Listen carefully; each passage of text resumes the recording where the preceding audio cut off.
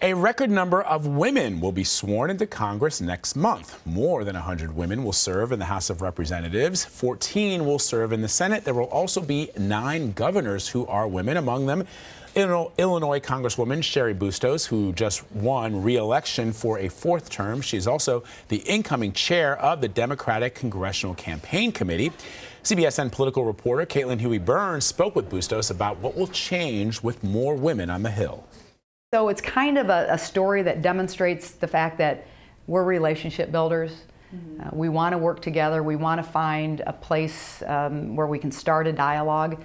But I think in the end, we just want to get something done. And that is a true motivator for women in Congress, whether you're a Democrat or you're a Republican. And I think we have all kinds of opportunities to get things done.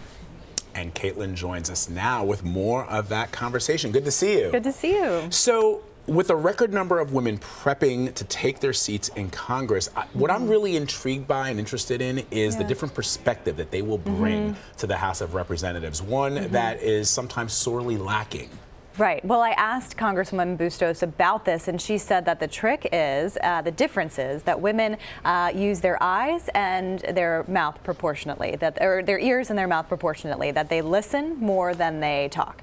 And so she said that there's going to be, this sisterhood really among these women lawmakers. You have a lot of these women coming up who were first-time candidates who weren't involved in politics before, so can bring that fresh perspective. You have a lot of them who are young mothers. So they're going to have to kind of balance the duties in Washington while also working to make some reforms to make it easier for women like them to come up. And, you know, health care, as we've talked about, was the #1 issue on the campaign trail. We talked about, the way that Democrats specifically want to bring down drug prices, make health care more affordable, accessible. Women, obviously, as for most families, they're the center of their households and leading those households. That is a really important issue that they feel like they can work across the aisle on. So, as we've said, the Democrats will add 35 women to their already pretty deep bench. Meanwhile, the Republicans will lose several. They're going from 23 to 13.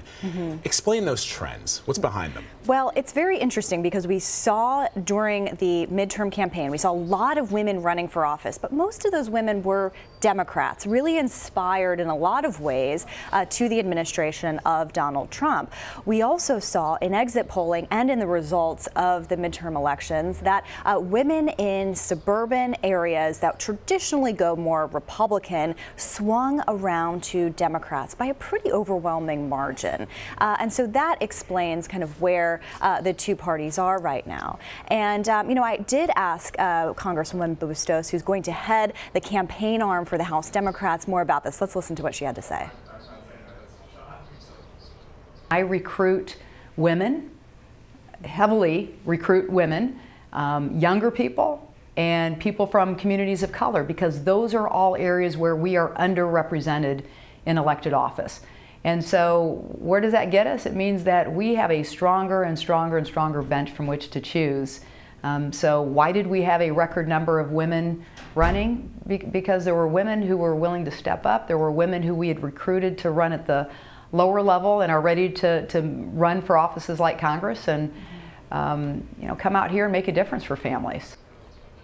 So you heard her there saying that they really need to cultivate a bench, and you're hearing that from Republicans. You've heard a couple of outspoken Republican women say that this has become a real problem for the party. People like Elise Stefanik, who's a representative from upstate New York, has really been challenging her party to get involved in primaries and try to elevate women that way. She says she's going to become more involved with her PAC in supporting, recruiting, and getting involved to help these women actually win and get elected. You also heard this week from people like Mia Love, a congresswoman from Utah, African-American woman who just lost her re-election in this past midterm, saying that the party really needs to do a lot of work in terms of not only reaching out to women, but also reaching out to minorities. And you see the Republicans' numbers dwindling there. So this is a bipartisan issue, but you're especially hearing from Republican women trying to step up. But it is still surprising, I think, for a lot of people to note that in a liberal state like Massachusetts, they just are now, for the first time in Massachusetts state history, we all remember our history books, one of the first individuals killed in the American Revolution was Crispus Attucks, a black man. They're for the first time sending an African-American woman to Congress. So if in traditionally blue states, they are struggling to get more diversity amongst women to Capitol Hill. How are the Republicans going to surmount that or face that challenge? Well, it's a big challenge, and you're right to note that it's a challenge for both parties. I think Democrats emphasize this more in their recruiting than Republicans do, and that also is reflective of the environment. And I've talked to a lot of women Republicans running this past cycle about, you know, playing the gender card, playing the identity card as they called it, and just didn't want to make it issues in their campaign. But they're seeing kind of how the electorate is reacting to this, at least in the districts that we saw flip over to Democrats this cycle. And it's also important to note that, you know, Congresswoman Bustos made the point that just because Democrats saw all these wins this past cycle doesn't necessarily mean that those wins are here to stay. She said that we can't just be renting them out, that you really need to work hard in these districts to keep them in Democratic hands. Before we switch to talking about what she had to say about the presidential election in 2020, I just want to ask you one last point on this. I wonder, as you said, Congresswoman Mia Love lost her race. She came out very critically against the president, saying he didn't understand the issues facing minorities in this country. That's after the president sort of criticized her for not being a strong supporter of him, and you know, he talked about their relationship in more of a transactional terms because she needed help with something that was important to her district. But I wonder if Nikki Haley is an example that Republicans should be looking at. She is a minority woman. She's been very successful as a Republican. What is the difference between what Nikki Haley has been able to accomplish and what some others are not able to? Well, it was actually really interesting because Nikki Haley used to be a governor before she became UN ambassador, and Republicans at the governor level really had a diverse swath of representatives at that level. Remember Bobby Jindal, for example. Nikki Haley still is considered a rising star in the party. The question that Republicans have is, you know, now that Trump this is the party of Trump. We saw that in this past midterm.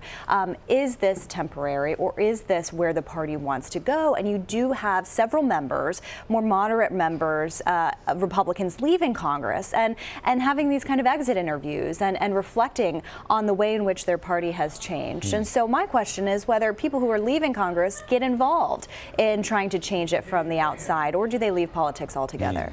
All right, so let's talk about 2020. What does she say the Democrats need to do if they hope to wrest the presidency away from Donald Trump? Well, I asked if Donald Trump, if she thinks the president is headed towards re-election, and she wouldn't go there just yet. But she did make the point that Democrats have to have a candidate at the their presidential nominee has to be a candidate who can go into a lot of these areas where Democrats have left and moved over to Republicans at the presidential level, and really be able to speak to them in a one-on-one way, and also speak to issues that they care about. The economy, of course, front and center still for a lot of folks.